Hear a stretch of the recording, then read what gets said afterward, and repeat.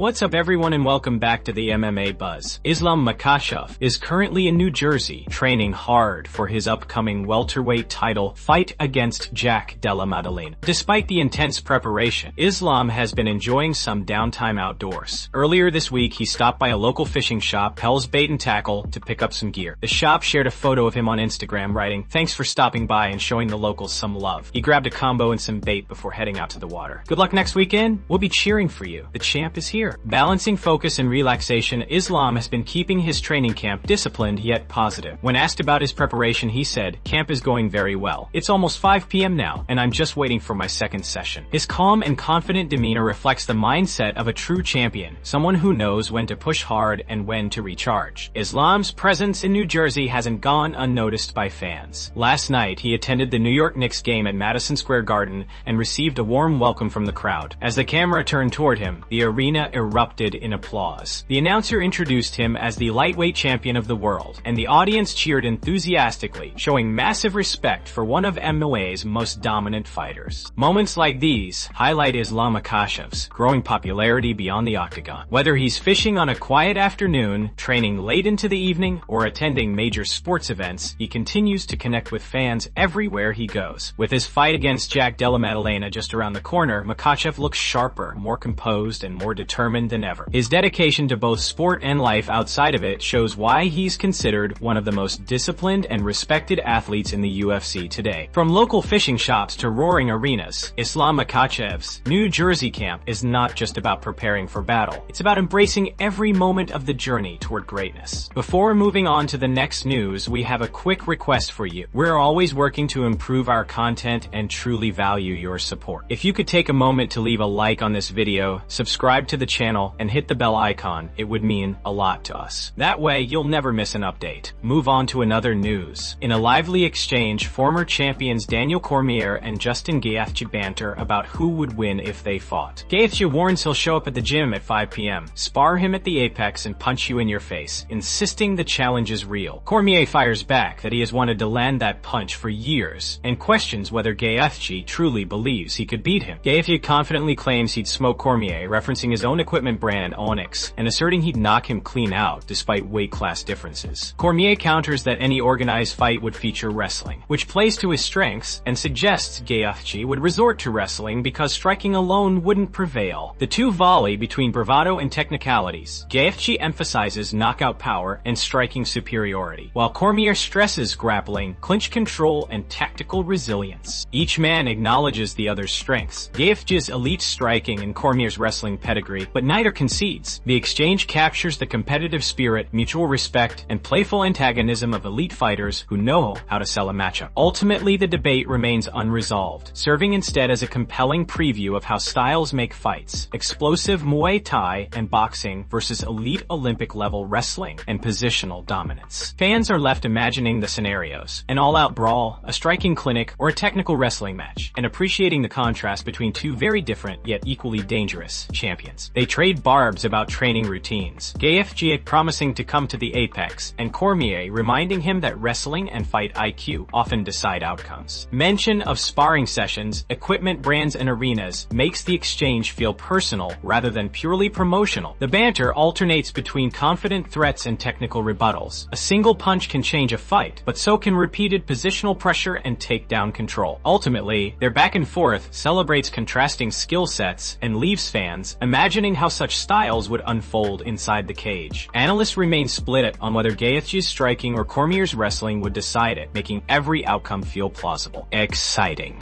Move on to another news. Jimmy Smith recently shared his perspective on why the MMA community developed resentment toward Ronda Rousey, responding directly to her comments that fans turn on fighters the moment they lose. According to Ronda, supporters abandon athletes after a single defeat, claiming that when a fighter loses, people say they never were great to begin with. But Smith disagrees, arguing that fans didn't turn on her because of her losses. They turned because of how she handled herself outside the octagon. Smith explained that the first signs of backlash came during her stint on The Ultimate Fighter alongside rival Miesha Tate. He recalled that this was the moment when the public began to see cracks in Ronda's image as the sport's golden girl. "She came off as a terrible person," Smith said bluntly. Even after beating Miesha, she refused to shake her hand and carried bitterness instead of sportsmanship. Fans noticed that attitude, and for the first time, she was booed despite her dominance. Then came her shocking loss to Holly Holm, a defeat that marked one of the biggest upsets in UFC history. Rather than handling the moment with humility, Ronda vanished from the spotlight. She didn't attend the post-fight press conference or publicly congratulate Holm. When she eventually returned to face Amanda Nunes, history repeated itself. She lost badly, and again, instead of acknowledging Nunes' performance, she withdrew completely, refusing to face the media or give her opponent credit. Smith emphasized that this pattern of behavior, not the losses themselves, eroded her relationship with fans. People don't hate fighters for losing, he said. They hate when fighters refuse to show humility, grace, or respect. Fans love seeing champions bounce back, admit defeat, and honor their opponents. Ronda never did that. He concluded that while Rousey's dominance revolutionized women's MMA, her inability to handle defeat with maturity is what ultimately cost her the admiration she once enjoyed. Fans like humility, Smith added. They appreciate fighters who show heart, win or lose. Ronda had the talent and the legacy, but she lost the connection because she couldn't show grace when it mattered most. Move on to another news. Concerns are growing among fans just days before UFC 322, as Islam Makhachev himself revealed unexpected challenges in his preparation for the upcoming welterweight title fight against Jack Della Maddalena. In a recent conversation with Josh Thompson, Makhachev admitted that this training camp turned out to be far more difficult than any of his previous lightweight camps, despite many assuming the move up in weight would make things easier. Islam explained that his biggest challenge was adapting to a heavier physique. He began training nearly 3 months before the fight, focusing primarily on gaining muscle and adjusting to the extra weight. Camp was much harder this time, he said. I started 3 months before the fight because I had to gain weight, just to feel how it is. It's been a long camp. I actually did 3 different camps, one in Russia, one in Dubai, and the last one here in New Jersey. The constant movement between continents and the changes in training environments have sparked concern among fans about how this might affect his performance. Frequent travel, new sparring partners, and varying conditions can disrupt rhythm and recovery. Makhachev himself acknowledged that his first camp was focused entirely on bulking, saying, "In Russia, I just focused on lifting weights to gain size. Then in Dubai, we increased sparring, wrestling, and conditioning." Fans are now questioning whether such drastic physical adjustments in a prolonged camp could lead to fatigue or overtraining. Social media discussions highlight concerns about how the added muscle might affect Islam's trademark speed, endurance, and fluidity inside the cage. When asked about his unusually long 11-week preparation, Makhachev responded, "I never stop training. I take 1 week off, then I'm back in the gym. Sometimes I tell myself I'll go easy, but once training starts, I always end up going hard because I love this." That relentless mindset is part of what makes Makhachev a dominant champion, but it's also what has some fans worried. Balancing intense training with recovery is critical, especially when moving up a weight class. With UFC 322 approaching, supporters are left wondering whether his dedication will fuel another masterclass performance or push his body to the edge. Move on to another news. UFC bantamweight champion Sean O'Malley recently shared his thoughts on the upcoming welterweight title clash between Islam Makhachev and Jack Della Maddalena, admitting that while it's a tough fight to predict, he's leaning toward Makhachev to get the win. Discussing the matchup, O'Malley highlighted just how intriguing the stylistic contrast between the two fighters is. "Honestly, Islam versus Jack is such a huge fight," he said. "I kind of wish it was Islam versus Ilia Topuria, but this is the next best thing. Both matchups would have been incredible, just in completely different ways." He pointed out the stark contrast in body types and fight styles between the potential opponents, emphasizing that whether it's Topuria or Maddalena, both would have brought exciting dynamics into the cage. Despite his admiration for Jack Della Maddalena's striking skills, O'Malley explained why he ultimately favors Makhachev. "I think I'm going to go with Islam," he said. "It's going to be close, really close, but I feel like Islam's grappling and control might give him the edge." He went on to admit that predicting fights is something he genuinely dislikes. "Man, I hate guessing fights," O'Malley laughed. "It's always tough, especially with guys at this level. Jack's boxing is so sharp, his timing's elite, and he's got serious composure under pressure.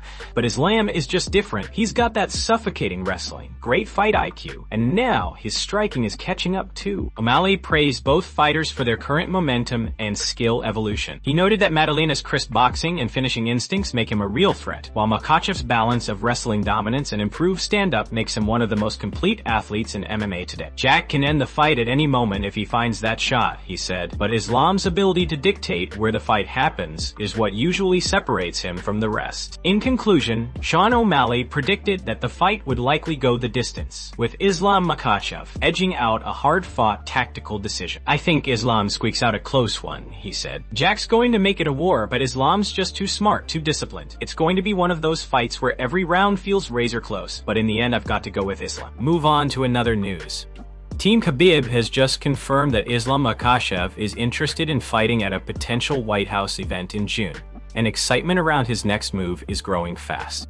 Head coach Javier Mendez revealed key details during an interview with Submission Radio, offering insights into Makhachev's training, future plans, and a possible super fight with featherweight champion Ilia Topuria.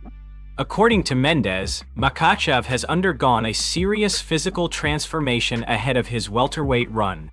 Thanks to a new strength program and strategic creatine use, he's added significant muscle mass and now walks around at an impressive 191 pounds outside of camp.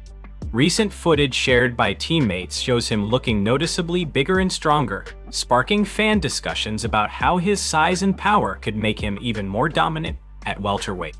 He's stronger than ever and looks like a completely different beast, one fan commented online, a sentiment echoed widely across social media. Meanwhile, Jack Della Maddalena isn't taking any chances as he prepares for their anticipated showdown. He's brought in elite grappling specialists, including Craig Jones and former featherweight champion Alexander Volkanovski, who has already faced Makhachev twice. The focus of their sessions has reportedly been on advanced takedown defense, positional escapes, and scrambling, all aimed at countering Islam's world-class Dagestani wrestling. Viral clips show Maddalena engaged in high-intensity drills designed to improve his ability to stay off the mat and create striking opportunities. Many believe his improved grappling could make this one of the most technically intriguing fights in recent welterweight history. Speaking about Islam's future plans, Coach Mendez confirmed that the team is preparing for two major fights. If everything goes according to plan and the White House event happens like Islam wants it to, we're looking at fighting there in June, he said. That's something already on his radar. Mendez also addressed speculation about Ilia Topuria potentially moving up to welterweight to face Makhachev, suggesting the matchup would actually favor Islam. Ilia is around 5'6" or 5'7", he noted. He's strong, no doubt, but putting on that much extra weight would slow him down. He'd gain power, but he'd lose speed, and that's a big factor against someone like Islam.